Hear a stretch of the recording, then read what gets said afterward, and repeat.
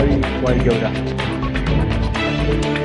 خوای گەورە سڵاوتان لێبێت بەڕێزان. پێشمەرگە دێرینەکان و کەسوکاری شەیدان دژی پێنەدانی موچەکانیان خۆپیشاندان ئەنجام دەدەن. ئەمڕۆ بۆ جاری دووەم لە شاری سلێمانی بەشێک لە پێشمەرگە دێرینەکان و کەسوکاری شەیدان کردبوونەوەیکی ناڕەزایەتیان ئەنجامدا و ڕایانگەاند لە مێژوو هیچ حکومەتێکدا هێندەیەم حکومەتە غەدر لە تێکۆشەرە دێرینەکان نەکراوە. بە میواندارێک لە بەڕێزان کاوانی نووری پێشمەرگەی دێرین هەروەها دکتۆر هەورامان گەچینەی ئەندامی لیژنەی پێشمەرگە و شەیدان لە پەرلەمانی کوردستان تاوتویان پرسە دەکەین. سەرەتا راپۆرتێک دەبین دواتر لەگەڵ میوانەکانم درێژە بە پرسە دەکەین.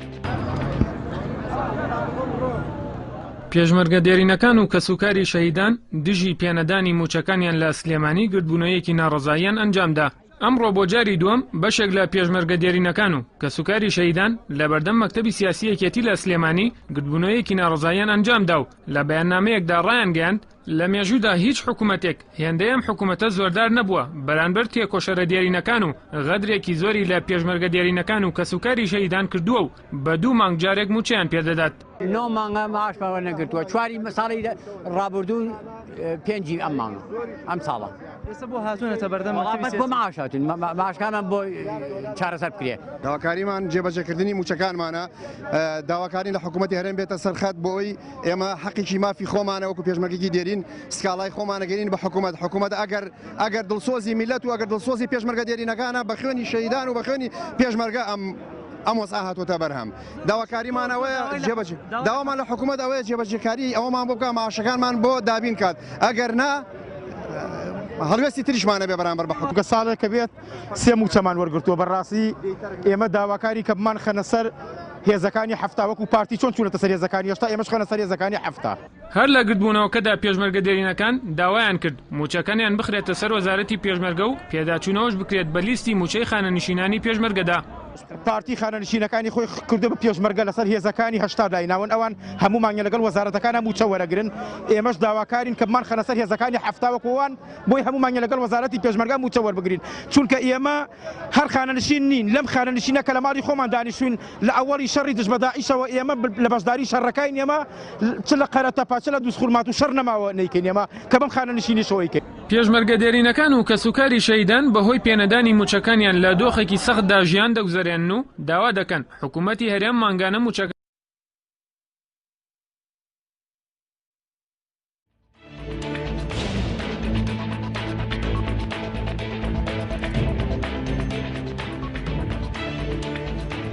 دووبارە سڵاوتان لەبێت بەڕێزان. سوپاس بۆ میوانەکانم بەخێر بێن.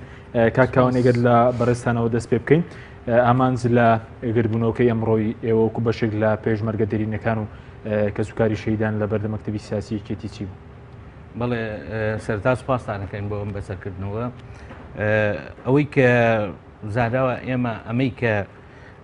ئەمڕۆ چوون بۆی بۆ خۆپیشاندانەکە هەستەکەین کە زوڵمێکمان لێکرێ لەو مافانەی کە هەمانە بەڕاستی زوڵمێکیشە کە بە ئەنقەسە سزایەکی بە کۆمەڵە دژی نەک تەنها چینی پێشمەرگەی دێرین بەڵکو لەگەڵ چینەکانی کەشە لەگەڵ مامۆستا و فەرمانبەر و ئەوانی کەیە. بەڵام ئێمە دیارە پشکی شێرمان بەرکەوتووە لەو هینە. ئەوەی کە ئێمە داوامان کردووە ئەمڕۆ لە چەند خاڵێکی بە کورتی ئەوەیە پێدانی موچەی پێشمەرگە دێرینەکان لە کاتی خۆیە ئەو هیچ بە سیستەمی دوو مانگجارێک یان پاشەکەوت نەبێ، چونکە خۆتان نەزانن خەڵک بۆ خانەنشینی کارەکە و لە خانەنشینی ئیتر پاشەکەوت بۆ چ کاتێک بێ. دووهەم مەسەلەی پێدانی موچەی خانەنشینی بنەماڵەی شەهیدان. بەڕاستی بنەماڵەی شەهیدان زۆر زۆر گرنگە کە لە کاتی خۆیە ئەم خێزانەکانیان لە کاتی خۆیە بە موچەکانیان وەرگن. ئەوانش دیسان شموری ئەم دوو مانگجارێک یا هین نەکرێت. پاکسازی لە لیستی پێشمەرگە دێرینەکان ئێمە هەستەکەین کە سەدەها و هەزارەها خەڵک خوێنراونەتە ناو لیستی پێشمەرگەی خانەنشینەوە کە لە زمانی بەعسا لەوانەیە لە ڕیزی لە سەنگەری دوژمنە بۆ بنیا یا هەر مستحق نەبن و یاسای 38 نەیانگرێتەوە. ئێمە ئەوەی داوامان کردووە کە بمان خەنە سەر هێزەکانی هەفتایان بمان خەنە سەر وەزارەتی پێشمەرگە. ئەم خاڵانە زۆر گرنگ دیارە خاڵی کەش هەیە، خاڵکی زۆر ئێساش پێشمەرگە هەیە زەوی وەرنەگرتووە پێشمەرگە هەیە زۆر لە ئیمتیازاتەکانی کە یاسای 38 پێدا وەری نەکردووە بەڵام ئێمە کورتمان کردەوە کە ئێستا موچە لە ئەولویاتی زۆر باش ئێوە لە کێوە موچەتان وەرنەگرتووە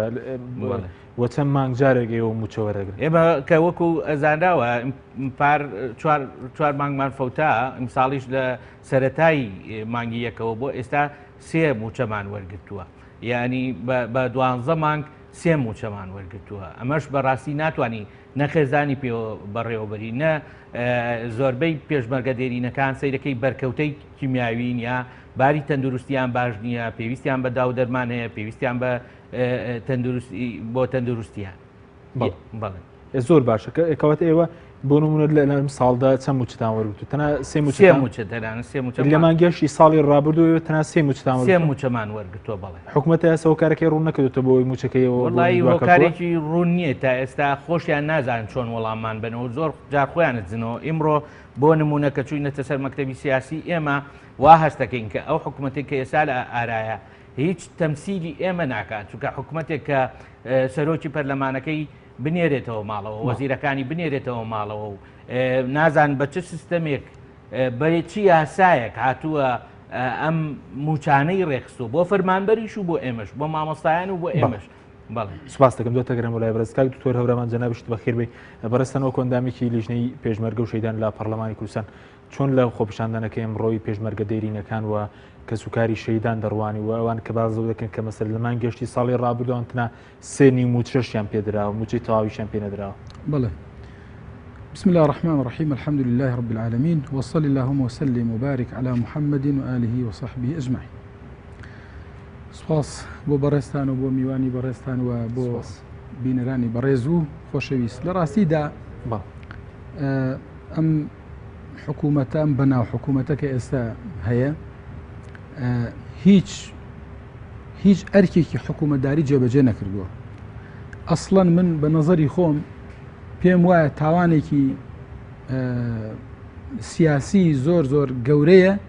کە هەر ناویان بنێ حکوومەت و لە ڕاستیدا نابێت چاوەڕوانی هیچ شتێکیان لێ بکەی هیچ شتێکی باشیان لێ بکەی چونکە خەڵکی فاسید و مفسید خەڵکی فەرهودکەر خەڵکی بێوەفا و دز چاوەڕوانی چی لێ ئەەکەیت جا لە ڕاستیدا لە هەموو بوارە لە بوارەکانی حکوومەتداریەوە فەشەلیان هێناوە و تێکشکاون بەڵام دەرکەوتنی ئەم فەشەلە لە قیمەکەیە لە لووتکەکەیە ئەلێرەیە کە تۆ کە سوکاری شەهیدانت ئەوانەی کە ڕوحی خۆیان بەخشیوە ئەوانەی کە ئەنفال کران کیمیاباران کران پێشمەرگە بەنانە ڕقا بە سکی برسی بە سەرما و گەرما چەند ساڵە ئەو هەموو میحنەتێکی بینی جاچی ئەوانیان کە شەهید بوون چی ئەوانیان کە ئێستا ماون و هەندێکیشیان نیوە مردوون چونکە زۆربەی هەرە زۆریان لە کاتی میحنەتەکانە ینی تووشی قاشپەڕین و دەستپەڕین و نابینایی و ئیلە ئاخری هیبوو قیمەی فاشیلبوون و بێوەفایی بێئەمەکی ئەم دەسەڵات و ئەم قوارەیە لەوا دەرەکەوێت کە ئەوە یەک دانە ساڵە 3 موچەی 3 بەناو موچەی نیوە موچە و ڕوبع موچەی داوە بە کەسوکاری شەیدان و بە پێشمەرگەی خانەنشین لە ڕاستیدا ئەمە من نازانم یان تۆ ئەفەرمی چه خوێندنەوەی من نازانم چه خوێندنەوەیەکی بۆ بکەم من نازانم چ تعبیرە بە چ تعبیرە لەیەکی بمەوە ئەوەی کە لە دڵمایە بیڵێن پێیان پیشێ چۆنیان پێ بڵێن ئەمانە نابیستن ینی وتن سوودی نەماوە لەگەڵ ئەمانە کاک برام ئەوە چەند ساڵە ئێمە هەر ئەڵێن چی ماوە پێیان نەڵێن چی ماوە پێیان نەکەین چی ماوە پێیان نەوترێ بەڵام لەهم قلوب لا يفقهون بها ولهم أعين لا يبصرون بها ولهم آذان لا يسمعون بها ئەمانە لە بیر ئەکەنەوە ئەمانە نەئەبینن ئەمانە نەئەبیستن ئەمانە نەهەستەکەن هەستیان نەماوە لە ڕاستیدا لەبەرەوە بەڕاستی قیمەی بێوەفایەکی گەورەیە ئەو کۆوان کە لە بەیاننامەکان غەدرێکی زۆر غەدرێکی گەورەی لە پێشمەرگە دێرینەکان لە کە سوکاری شەیدان دەکرێت ئەگەر شتێک هەبێت لە غەدر گەورەتر بێت ئەگەر شتێک هەبێت لە ستەم گەورەتر بێ ئەگەر شتێک هەبێت لە زوڵم گەورەتر بێ ئەمەیە تۆ سەیری قورئانی پیرۆزکە کە خوای پەروەردگار لە قورئان فەرمی أعوذ بالله من الشیطان الرجیم لا يحب الله الجهر بالسوء من القول إلا من ظلم خوای گەورە فەرمێ خوا پێی خۆش نییە کە خەڵک دەنگی لێ بەرز بێتەوە هاواری لێ بەرز بێتەوە ئیلا مەگەر کەسە زوڵمی لێ بکرێت بە هاواری لێ بەرز بێتەوە جا عولەمای مفەسیرین ئەفەرمون ئەمە لە حاڵەتێکە کە ئەگەر کەسێ بچێتە گوندێکەوە ئەهلی ئەو گوندە میوانداری نەکەن ئەم بۆی هەیە دەنگی لێ بەرز بێتەوە بڵێ ئەو ئەهلی ئەو گوندە میوانداریان نەکردم ئەمە خوای گەورە فەرمی زوڵمیان لێ کردو ئەهلی ئەو گوندە زوڵمیان لەو نەفەر کە میوانداریان نەکردو وەرە کەسێک کە هەموو تەمەنی خۆی بەخشی بێ ڕۆحی خۆی بەخشی بێ ژیانی خۆی هەموو بەخشی بێ بۆ ئەوەی کە پەرلەمانێک دروست بێ و بەناو حکوومەتێکی کوردی دروست بێ و قوارەیەک دروست بێ بەڵام پەرلەمانەکە و دەسەڵاتەکە و سەرۆت و سامان ئەم وڵاتە هەمووی کەوتۆتە بندەسی کۆمەڵە خەڵکێکی فاسید و مفسید و دز و جەردە فەرهودکار ئەیدزن کەسیش ناڵە بەری چاوتان کلیپێەوەی و هیچ هەستێکیشان نازۆ بە تاڵانچی و بەڵێ ئەو دەسەڵاتدارانە تاڵانچین فەرهودچین دزن بێوەفان بێ ئەمەکن بەرامبەر بە خەڵقی خۆیان ئەوە تا پێشمەرگە دێرینەکان ئەڵێ ئێمە لێتان قبول ناکەین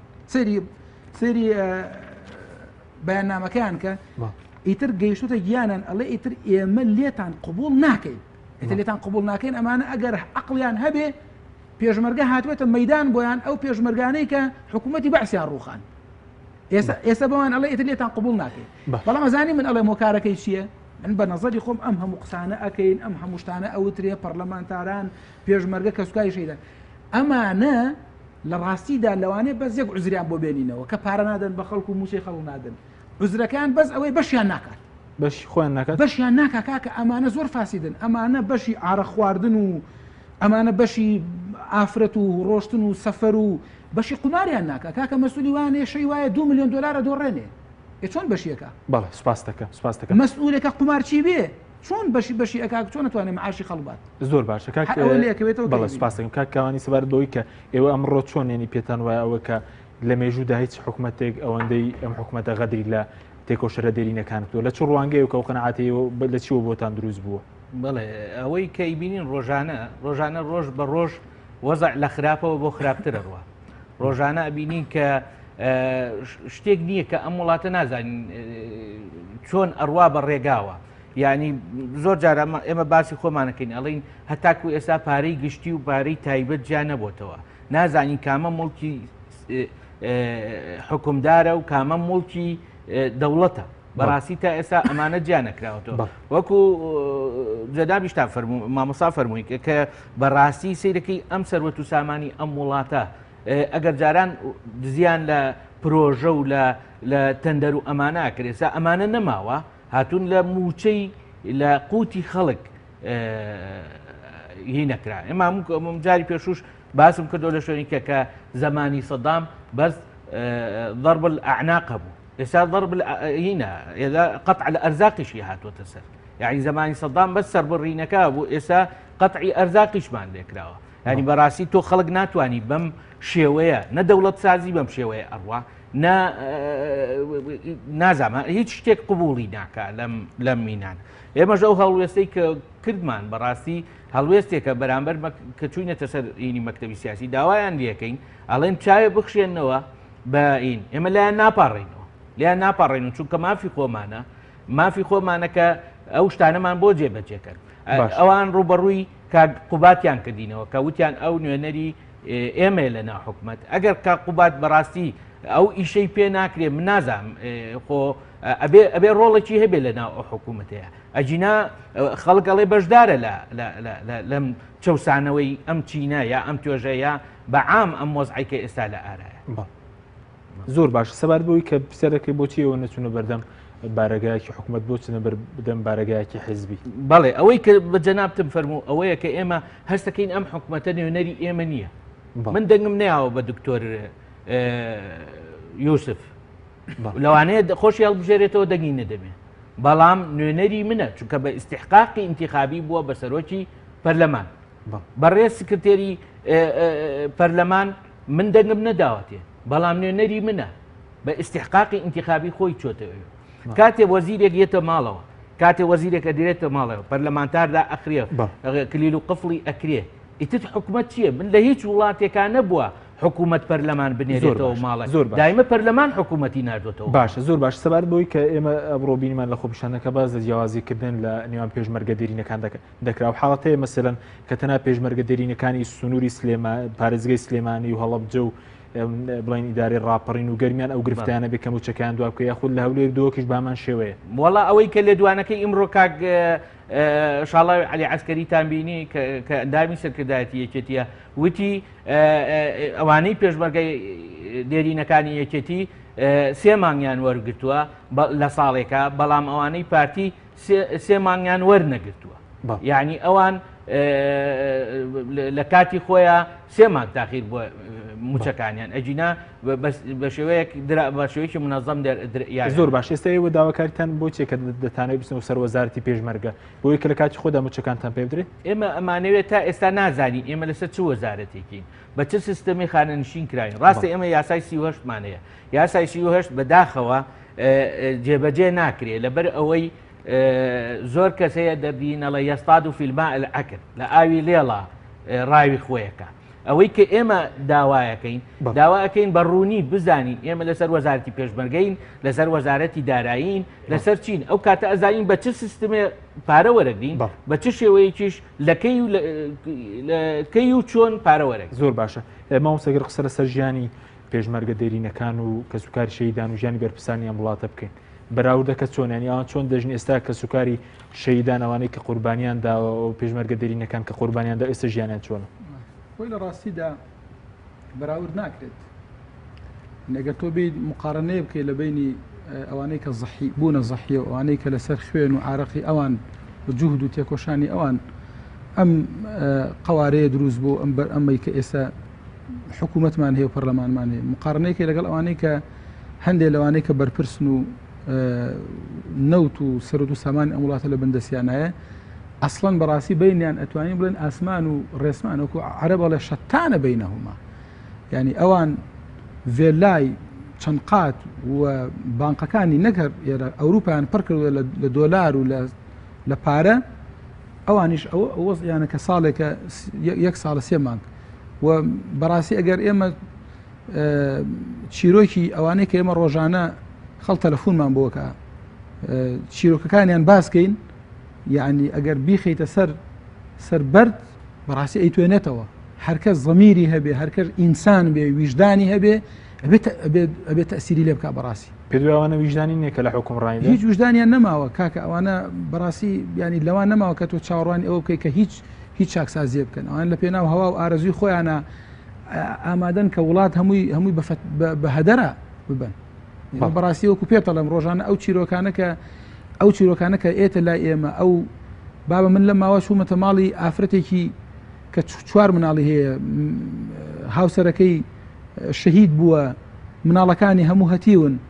واللهی ئەو شوێنێکە ئەوتیایە ئەژی هیچ بەرپرسێک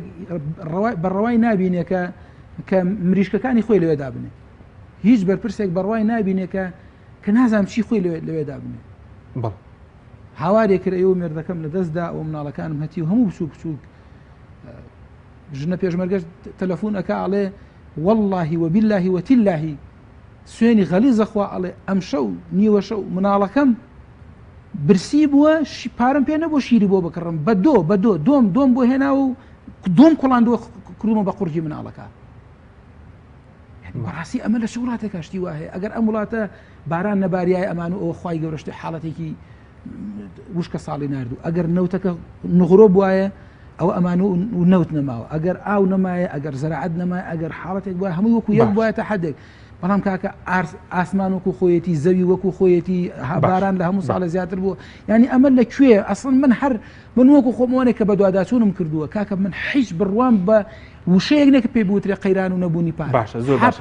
زۆر هەمویان شاردوەتەوە هەمویان دزیوە هەمویان فەرود کرد باشە دو پرسیارم بۆ بەڕێستان چی بکرێت بەوەی کە موچەی کە سوکاری شەیدان و پێشمەرگە دێرینەکان لە کاتی خۆی دابدرێەوە پاشەکەوتیان لێ نەکرێت چی بکرێت ئەوەی کە پارەکەی لە بندەسایە، ئەوەی کە پارەکانی دزیوە، ئەوەی کە پارەکانی فەرهود کردو، ئەوەی کە غەدر ئەکا، ئەوەی کە قوتی خەڵکی تێکەڵاوی کورسیەکەی خۆی و بابەتی سیاسی کردووە، ئەبێ ئەو بەهۆش خۆی بێتەوە. من هەموو ئێستا لەم دۆخەت بە دیاریکرا ئەرکی کێ بەرپرسیارەت کە لای کێ کە دەبێت پرسیارەتەکە لای ئەو حکوومەتەیە، لای وەزیرەکان، لای سەرۆکی حکوومەتەکەی، چونکە پارە و سەرۆت و سامانی ئەم وڵاتە هەموو ئەچێتەوە بندەسی ئەوان، خۆ نایەتەوە بندەسی ئێمە وەکو پەرلەمان و خۆ نایەتەوە بندەسی کەسوکاری شەیدان و پێشمەرگە و خۆ نایەتەوە ئەوەی کە پارەکە ئەچێتەوە بندەسی، ئەوەی کە سەفەقات ئەکا، ئەوەی کە عقودی نەوتی کردو، عقودی 50 ساڵی نەوتی کردو لەگەڵ ئەملا ئەولا بە ئەوە بێتە مەیدان و بڵێس ئەمە سەرۆت و سامانی ئەم خەڵکەیە و اینجا بەڕاستی وەکو عەرزم کردی خەڵکیش بڕوای نەماوە، ئیتر چیتر بڕوای بەوە نەماوە کە ئەمە قەیران بێ. کاکە نەوت گەیشتە 15 دلار و 20 دلار، ئەمانە وتیان لەبەرەوە قەیران دروست بووە نەوت پارە ناکە. ئێستا نەوتێتەوە 48 و 45 و 50 هەروەکو خۆی وایە، کەواتە شتێک نەماوە کە بەڕاستی خەڵک بڕوایان سپاس دەکەین. کاوانی زۆر بە کورتیەوە باسان وەکتۆ بێدەنگ نابن لە ماوەی دەقێک لەگەر شتێکی شتەماوێت. ئەوەی کە پەیامەکەی کە ئەمانەیە بیگەێنین ئەوانەیە سیاست بریتی نییە لە درۆ، بە تایبەتی لەگەر ملەتەکەی خۆمانە پێویست ناکە کە کاربەدەستان درۆ بکەن لەگەڵ هەموو چینەکان، چ پێشمەرگەی دێرین بێتین، دواییش بێباکانە و بێ منەتانە سەیری وەزعەکە دەکەن. ئەوان گاڵتە بە گەنجی ئێماکەن، بەو گەنجەی ئێمە کە دوای ئەوەی جامیعەی تەواو کردووە نردویانەتەوە چۆتەوە ماڵەوە، ئێستا بێکارە، هەر وەکو ڕخنە و نوکتە ئەڵێن وەڵا خەریکی نێرگە لە کێشان. باشە بڵاتە بە پێشمەرگەی دێرینیش دەکەن، بە هەموو شتێکەکەن، بە هەموو سیمبولی ئەم وڵاتە هینەکەن. بەڵام منەڵێم ئەبێ لە گەنجەکان حساب بۆ گەنجەکان بکەن، چونکە گەنجانە ئەگەر لیان هەڵگەڕێنەوە، ئەگەر هین بێ وەکو دڵسۆزێک بۆ ئەم هەرێمە یەک چەند سانیەم بێتێ وەکو دڵسۆزێ ئەم گەنجانە تە ڕوشکە سووتێنن. دوو هەم من هیوایەکەم بەو ڕێککەوتنەی بینی یەکەتی و گۆڕان هەوێ، هیواکەم کە لە تەرەفەکانی کەش بەشدار بن لەو نزیک بوونەوەیە بۆ ئەوەی دوا ڕۆژێک و خۆشگوزارانەیەکی باش بۆ ئەم میلەتە. زۆر سوپاس بۆرێک لە بەڕێزان دکتۆر هەورامان گەچێنەی ئەندامی لیژنەی پێشمەرگە و شەیدان لە پەرلەمانی کوردستان، کاوانی نووری پێشمەرگەی دێرین کە لە بەشی یەکەم لەگەڵ بەڕێزان لە بەشی دووەم باز لە داواکاری بۆ ڕستپێکردنەوەی پرۆسەی ئاشتی دەکەین لە تورکیا بەمەندارێک لە بەڕێزان محەممەد ئەمین پێنجەنی سیاسەتمەدار و شارەزار لە کاروباری تورکیاوە سەلاحەدین محەممەد قادر شارەزار لە کاروباری تورکیا لەگەڵمان بمێنەوە دوای ئەو ناوبڕە دەگەڕین وڵاتە. بەرنامەی ئەمڕۆ بە سپۆنسەری کۆمپانیای ئەسێ بۆ بازرگانی مۆبایل شیری ئەڵتونسا. ئەسێ یەکەمین مۆبایلی مارکەی کوردی. کۆمپانیای ئەسێ بە لە بەرچاوگرتنی قەیرانی دارایی مۆبایلە تایبەتەکانی دەکاتە قستی مانگانە. Q4 14,000 دینار، Q5 17,000 دینار. پەلە بکە بە بەخاوەنی یەکێک لە مۆبایلەکانی ئەسێ کە دوو مۆدێل و 4 ڕنگ لە خۆ دەگرێت بە قستی زۆر گونجاو. ئەسێ پێشەنگی تەکنەلۆژیای نوێ.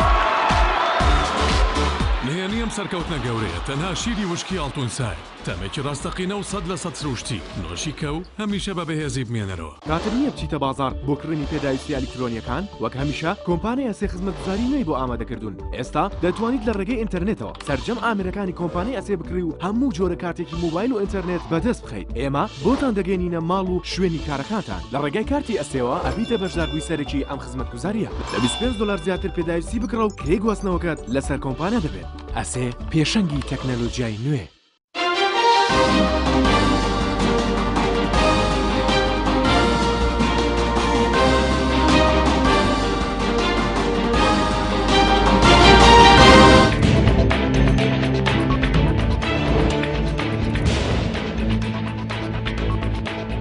دووبارە سڵاوتان لەبێت بەڕێزان لە بەشی دووەمدا باز لە داواکاری دەکەین بۆ دەستپێکردنەوەی پرۆسەی ئاشتی لە تورکیا لەوێنەرێک لە بەڕێزان محەممەد ئەمین پێنجێنی سیاسەتمەدار و شارەزار لە کاروباری تورکیا کە لە ستۆدیۆی سەرەکی لەگەڵمانە هەروە لە ئەستەمبوڵەوە سەلاحەدین محەممەد شارەزار لە کاروباری تورکیا لەگەڵمان دەبێت. سەرەتا راپۆرتێک دەبینین دواتر لەگەڵ میوانەکانم شڕۆڤێن قسە دەکەین. Öncelikle size dayatılan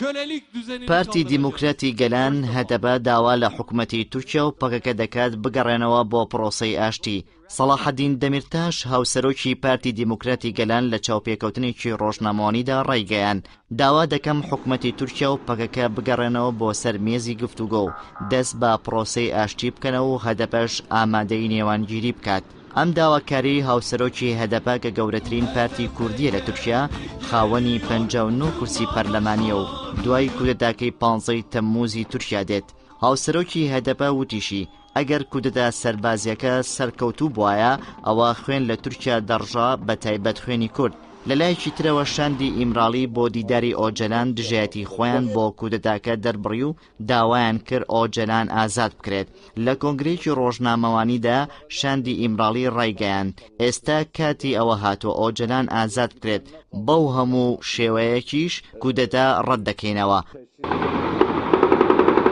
ماوەی زیاتر لە ساڵێکە پرۆسەی ئاشتی لە نێوان تورکیا و پەکەکە ڕاگیراوە. پرۆسەی سەربازیەکانیش دەستیان پێکردوێتەوە بەو هۆیە دۆخی باکووری کوردستان ئاڵۆز بووە. لە ئێستاشدا دوای کودەتا شکست خواردووەکەی تورکیا داوای دەستپێکردنەوەی پرۆسەی ئاشتی دەکرێت.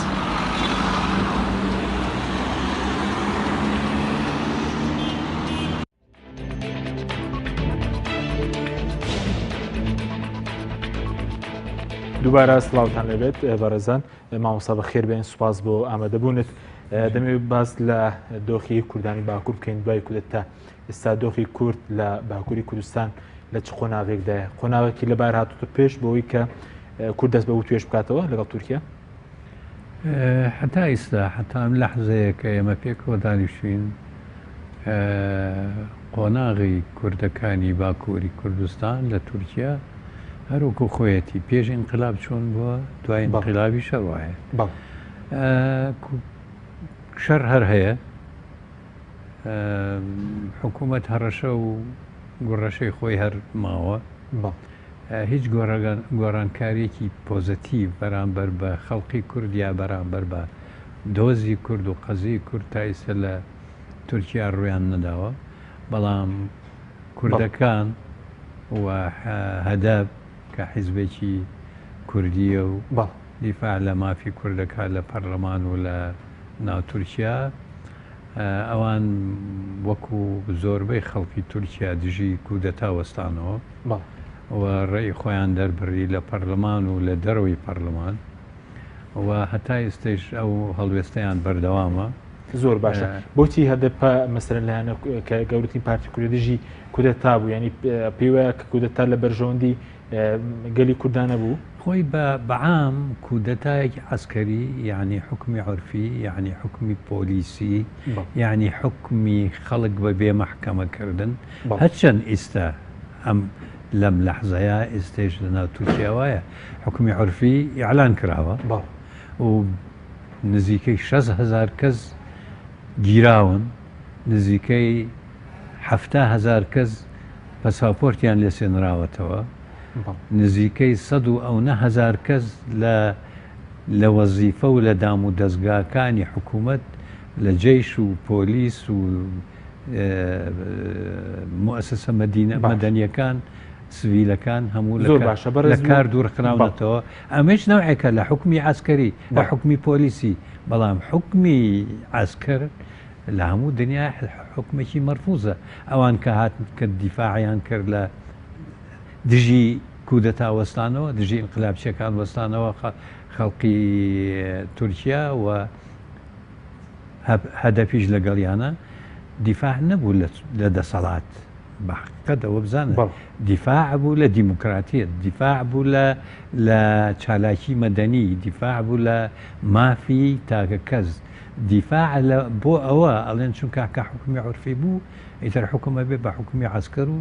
مافی تاکە کەس نامێنێت. زۆر باشە. سەبارەت بە دۆخی ئۆجەلان بەڕێزت نزیکی لە سەرکردایەتی بکەوە لە ساڵی نۆتەکان شەو لەگەڵ ئۆجەلان بوویت وە لە سووریا و لە شوێنەکانی تر. سەبارەت بە دۆخی هیچ زانیارێکێ لەسەر دۆخی ئۆجەلە؟ هەتا ئێستا هیچ زانیارێکی ڕاستی نییە. زۆر شت لە دام و دەستگاکانی حکوومەت بڵاو ئەکرێتەوە. ئەوانە هیچ اعتیبارێکی نییە لە لای پەکەکە و لا قیادەی شۆڕشی کورد لە باکوور، چونکە کەسێک نەچووە ئۆجەلان ببینێ بزانین چۆنە تەندروستی چۆنە ڕەوشی ناو بەندیخانەی چۆنە. ماوەیەک لەمە پێش CPT ئەو دکتۆری بێسنوورەکان چوونەتە لای حکوومەت نەیهێژ راپۆرتەکە بڵاوکەنەوە. داوا و چالاکی پەگەکە ئەوجا کوردەکانی باکوور بۆ ئەوەیە کە راپۆرتەکەی CPT بڵاو بکرێتەوە بزانین ڕەوشی تەندروستی و وەضعی بەڕێز ئۆجەلان لە حەبسخانە لە بەندیخانەکە چییە، لە ئیمرالی چییە. تا ئێستا حکوومەت نەیەشتۆ داوای لێکردون کە راپۆرتەکە بڵاو نەکەنەوە. ئەنجا سەر چییە لەما کە نایڵن راپۆرتەکەەوە بە جۆرەی قانونی دووەلی، بە جۆرەی قانونی تورکیا خۆی،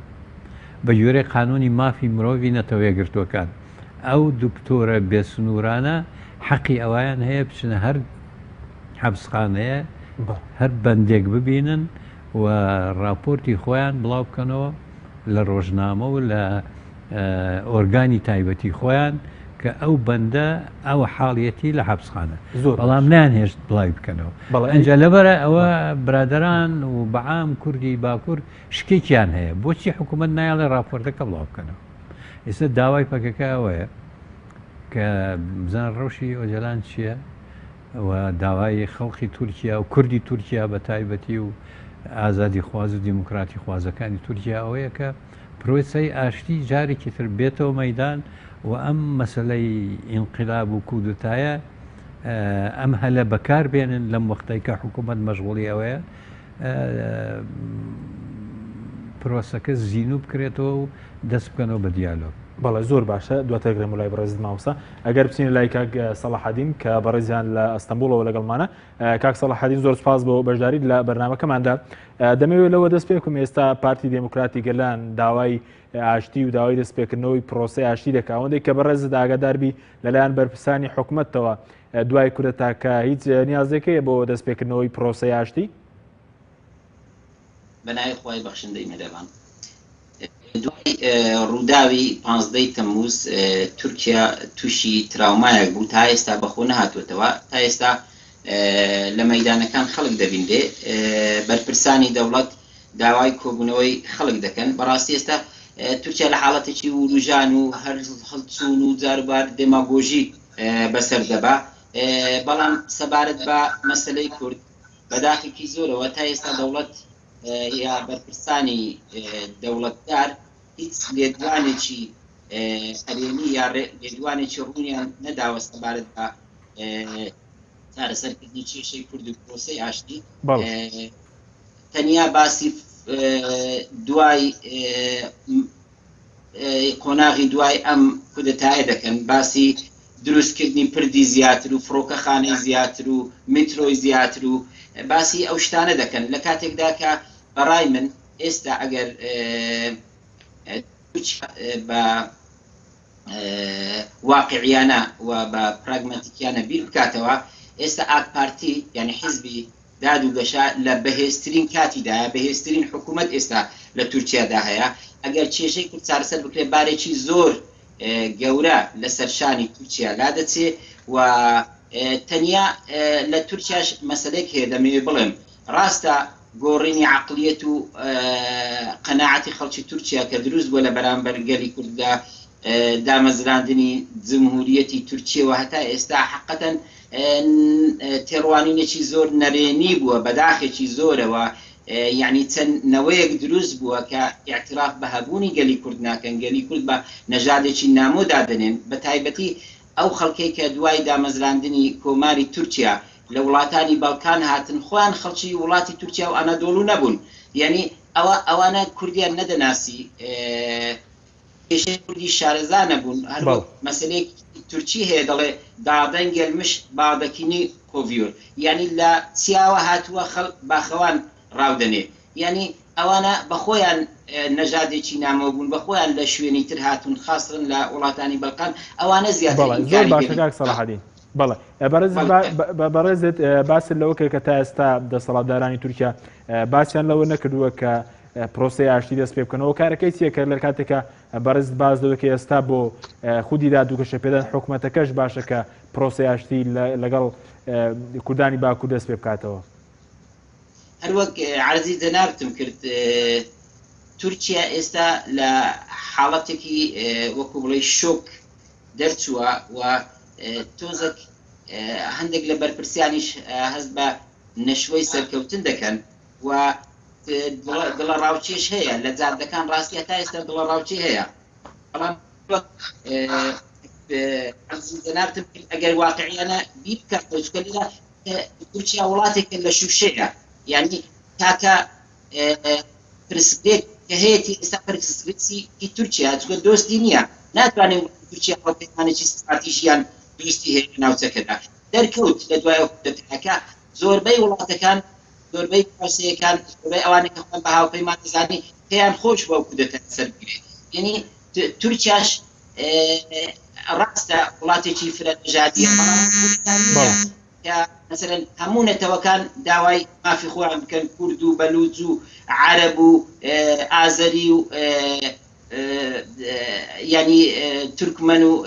نەتەوەکان در ئێران بەلای کەمی 5 نەتەوە داوای حەق خۆی دەکە گەرداوە بکە بەڵام لێرە لە تورکیا زیاتر فرەنەژادە بەڵام نەتەوەکانی تر ئەو مشکلەیان نییە مثلا لە دوای گەلی کورد دووەم گەل کە گەلی لازە بڕوا ناکەم دروست بکە ئەگەر گەلی کورد بە مافی خۆی بکە چونکە زۆربەی بەڵێ دواتر دەگەڕێنەوە لای بەڕێزت کاک سەلاحەدین مامۆستاگەر بێم لای بەڕێز سەبارەت بە داواکاری بۆ ئاشتی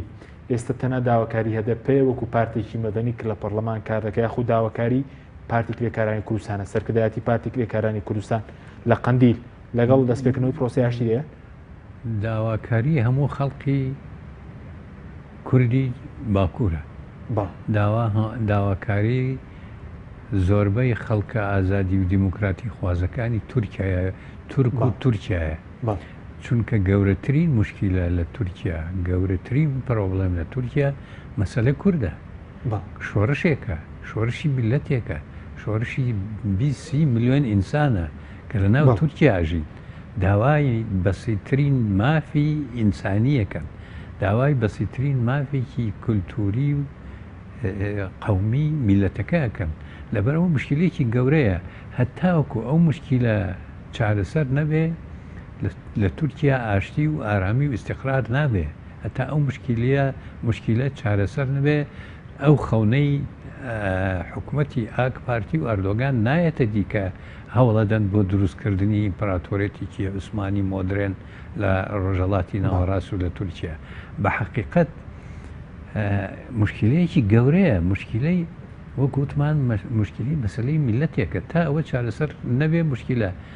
دوای ئەوە ئێستا تورکیا دووچاری یان ڕوبەڕۆی کێشەیەکی گەورەتر بۆتەوە ئەو دەستکاریەی کە حکوومەتی ئەردۆگان ئەوێ ئێستا دەستکاری سیستەمی سوپا بکە و دیزایانی سوپا بکە خەتەرێکی گەورەیە سوپای تورکیا هەر ئەوە نییە ئەمانە بە ناوی جەماعەتی فتحوڵا گوڵنەوەی سەرکەوتونەتە گیانی خەڵکو و خەڵک ئەگرن سوپای تورکیا هەتا ئێستێشە تا ئەم لە حەزەیەش چەند ساڵە ئاک پارتی لەسەر حکومە سوپایەکی علمانیە لە ناو مؤسسەی عسکەریە مزگەوتێک نەبووە مەدرسەیەکی دینی نەبووە ئیمام تابورێک نەبووە دەرسی دینی وا بە عسکەر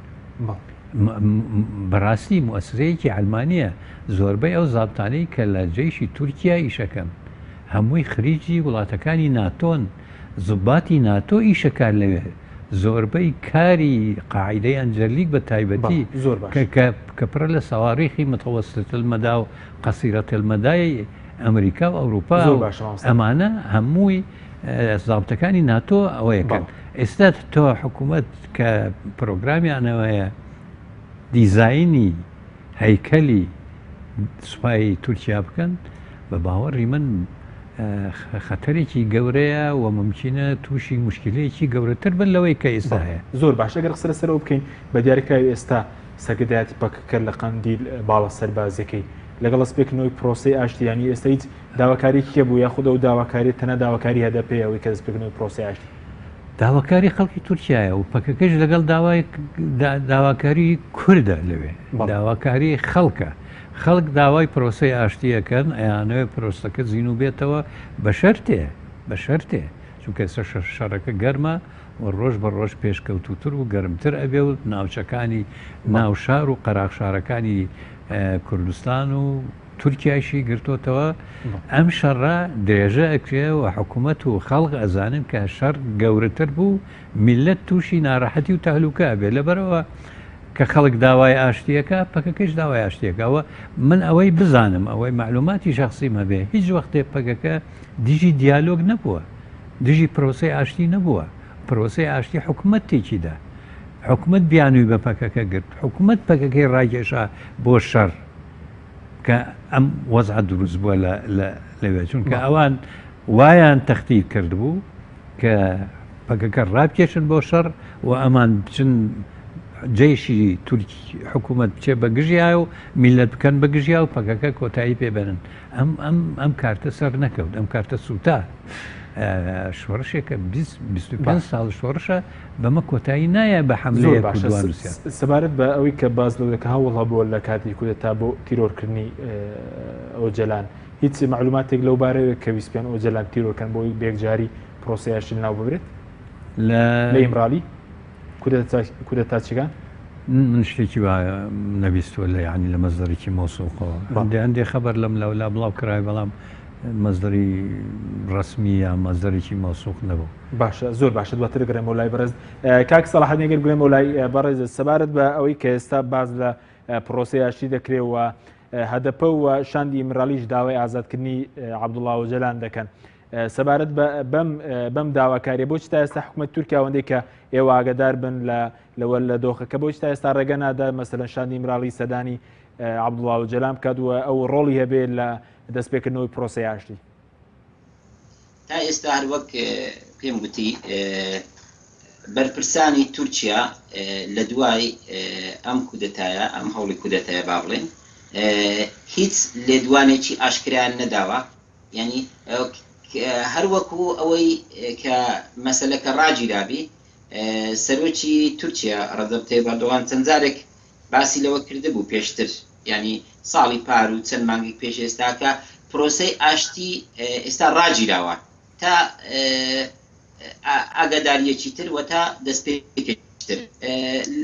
لەبەرەوەی ئێستا پرۆسەی ئاشتی بە ڕاگیراو حیساب دەکرێت هەرچەندە نەک ڕاگیراو نییە بەڵکو پرۆسەکە زۆر گەڕاوەتەوە پاش مثل ئەو ڕووداوە ناخۆشانە ئەو دەردەسەریانێکە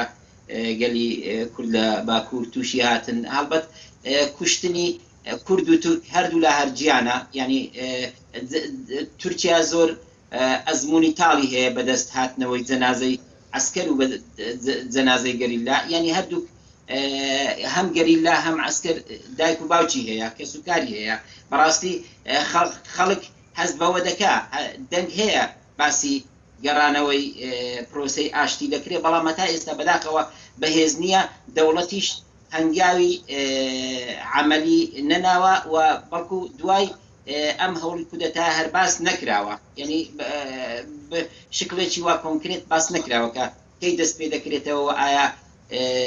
هیوا هەیە دەست پێ بکرێت تا ئێستا تورکیا لە سای دەرهاوێشتەکانی ئەم ڕووداوی ئەم دوایە ینی تووشی شۆکێک بووە تا ئێستا بەخۆ نهاتوەتەوە و لەوانەیە لە چەند مانجی داهات و باسی ئەم مەسلەیە بکریان لە چەند هەفتەی داهاتووکە مەسلەیەکە پێویستە حل بکرێت بەڕێگەی ئاگر و ئاسن بەڕاستی ئەم مەسلەی حل ناکرێت یعنی هەموو کەس دەزانێت کە مەسلەی کورد مەسلەی ملەتێکە 4000 ساڵە لێرە دەژی پێش زۆر لە نەتەوەکانی تر لێرە دەژی بەڕاستی دەبێت ئەم مەسلەی چارەسەر بکرێت هەموو کەس لەو قەنەعەتەدایە بە ئاگر و ئاسن چارەسەر ناکرێت زۆر باشە سەبارەت بە ڕوویای حکوومەت کەواتە ڕوویای حکوومەت لە پێش کودەتا و دوای کودەتا تا ئێستا دیار نییە گۆڕاوە یاخود نەگۆڕاوە بەرامبەر بە کورد یعنی پێراچوونێک ناکرێت پێ دوای لەو ڕووداوانە کە ئەردۆغان لەگەڵ کورد ڕێ بکەوێت بۆەوەی کە حکوومەتەکەشی بەهێز بکرێت لەو بڕوادامە ئەگەر لەگەڵ کورد ڕێک بکەوێ هەروەک کردی بارێکی زۆر گەورە لەسەر شانی تورکیا لا دەچێت تورکیا زیاتر دەتوانێت ڕوبەڕووی قەیرانەکانی خۆی بکەوە بە تایبەتی قەیرانی ئابووری ئێستا زاوی تورکیا زۆر ضعیف بووە بەهۆی ئەو ڕووداوانەی ئەم دواییە بەڕاستی چارەسەرکردنی مەسلەی تورکیا مەسلەی کورد لە کوردستانی باکوور بۆ تورکیا دەگەێنێتە ڕاهەندێکی تر یعنی بە دەرەجەیەک قازانج بۆ تورکیا هەیە یعنی پێشەوە قازانج بۆ گەلی کورد لە کوردستانی باکوور و هەموو تەواوی گەلی کورد هەبێ لە بۆ دەوڵەتی تورکیا سودمەندە بەڵێ سوپاس دەکەین کاک سەلاحەدین مامۆستا گەر بگوێن بۆ لای بەڕێز سەبارەت بە ڕۆڵی بەڕێز ئۆجەلان دەکرێت ینی چ ڕۆڵی ببینێ ئێستا کە پێشتریش ئەو ئەندازیاری پرۆسی ئاشتی بوو لە 2013 دەکرێت ئێستا دوای ئەو کورتایەوە ڕۆڵی پێ بدرێتەوە بۆ دووبارە پرۆسەکە دەست پێ بکاتەوە ئەگەر مەجای بدەن کلیلی مەسەلەکە لای ئەوە ئەگەر مەجال بدەن بۆ بدی هەدە بچێ و مەجای بدەن خەڵک ببینێ مەجای بدەن مەحامیەکانی بچن بیبینن لەکەیەوە ڕێگەنە دراوە بیبینن ساڵێک و 2 مانگ و زیاتر کەس نەیبینیوە ڕێگە بدەن خەڵک بیبینێ بە قەناعەتی من ئەتوانێ وەکوتم کلیلی چارەسەرەکەی سش لەلای ئەوە بەکەکە داواکە ئامادەن بۆ گفتوگۆ ئامادەن بۆ دیالۆگ بە شەرتێ دەوڵەتێکی گەورەی وەک ئەمریکا وەک یەکێتی ئەوروپا نەتەوە یەکگرتووەکان مؤتەمەری ئیسلامی مؤسسەیەکی نێودەوڵەتی یا دەوڵەتێکی گەورە لەبەی نابن شاهێد بن دەست بکەن بە گفتوگۆ بە دیالۆگ بە ئاشتی چارەسەری ئەم مەسەلەیە بکرێت هیچ وەختێک نە هەدەب نەپەکەکە نە شۆڕژیار نە قیادەی ئەو شۆڕشەی کەیسە شۆڕشەکەن لاریان لەمە نەبووە لەگەڵ ئەم مەسەلەیە بوون بەڵام حکومت نایە پێش مەسەلە زەهنیەتە ئەمانەی کە ئێستا حکومەکەن زەهنیەتی ئەوەیان نییە ئەو زەهنیەتیان نییە کە چارەسەری مەسەلە بکەن ئینقلابێک بوو سەری نەگرت بەڵام داوای لە خەڵک کرد هاتن لەسەر شەقامەکان خەڵقیان سەربڕی بینیمان لە هەموو میدیاکانی جیهانەوە زافت و عسکری ئینقلابچیان سەربڕی زۆر باشە سەرکەوتو نەبوون بیان خەنە حەبسخانە محکەمەیان بکەن حکومیان باشە زۆر باشە و کاریچێک کە مەسەلەن کە کلیلی چارەسەر لای ئۆجەلانە لە ئیمراڵی تورکیا نەیتوانێت سوود لەو دەرفەتەوەری خۆت دەزانی ئۆجەلان زیاتر بە تەمەنتردا دەچێت کاریگەری نابێت دواتر لەسەر پرۆسی ئاشتی ڕاستە هۆکارەکەی ئەوەیە ئەمان عەقڵیەتی ئەوەیان نییە چارەسەری مەسەلەی کورد بکەن لەسەر ئەساسی ئەوەی کە حقوقێکی قەومی میلەتی کورد دیاری بکەن لە دەستورە مەسەلەکە ئەوەیە ئەم عەقڵیەتە عەقڵیەتی ئەوە نییە زۆر باشە ئێستا هەرێمی کوردستان بە دوپرسیارم بۆ بەڕێز هەرێمی کوردستان دەتوانێت هەرێمی کوردستان توانێت ڕۆڵبین لایەنە سیستەکان توان ڕۆڵبین دەست پێکردنەوەی پرۆسی ئاشتی یاخ پرۆسەکە لەوە باوەڕم پرۆسەکە لەوە دەرچووە کە کەسێک یا شخصیەتی ئەوە تەجروبە کرا ڕۆڵا بوو یعنی مام جەلال ڕۆڵی هەبوو نەشیر بەرزانی ڕۆڵی هەبوو کاک مەسمەد ڕۆڵی هەبوو علی قەرەداخی ڕۆڵی هەبوو ئەمانە هەموو ڕۆڵی یەکگرتووی ئیسلامی ڕۆڵیان هەبوو ئەمانە هەموو ڕۆڵیان هەبوو پرۆسەی ئاشتی هاتە مەیدان بە بەیانێکی عەبدوڵڵا ئۆجەلان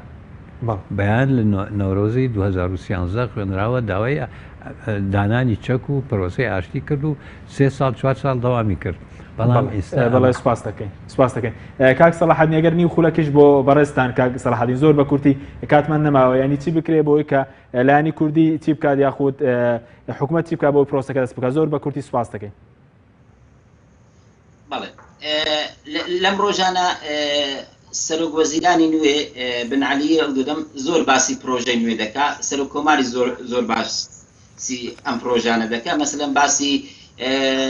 پرد و باسی فڕۆکەخانەی نوێ و باسی یعنی زۆر پرۆژەی نوێ دەکەن بەڕاستی ئەگەر بیانەوێت تورکیا بەرەو پێش ببەن یعنی بەبێ چارەسەرکردنی کێشەی کورد لە کوردستانی باکوور ئەمە مەحاڵە